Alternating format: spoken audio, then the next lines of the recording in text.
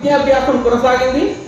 అప్పుడు ఆ కృష్ణకేశవ అంబేద్కర్ ఆయన తన గురువు అప్పటి నుండి అంబదవేకర్ అనేటువంటి పేరును అంబేద్కర్ గా మార్చడం జరిగింది. అంటే అంబేద్కర్ ఆ పేరు పెట్టింది కూడా తన గురువు.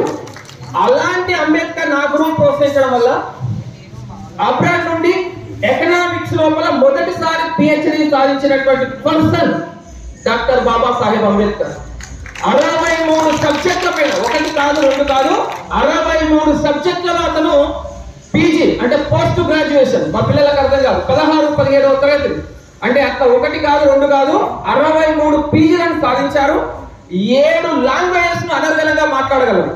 అంతటి స్థాయికి ఎదగడం వెనకాల ఉన్నటువంటి వ్యక్తి కృష్ణకేశవ్ అంబేద్కర్. అంటే ఇప్పుడు ఆ యొక్క పిల్లవాడు తన గురువు పేరును కనివేస్తున్నాడు. మీరు కూడా రేపు ఆ స్థాయికి వెళ్ళాలనేది మా ఆశ, ఆకాంక్ష, అభిలాష. ఓకే.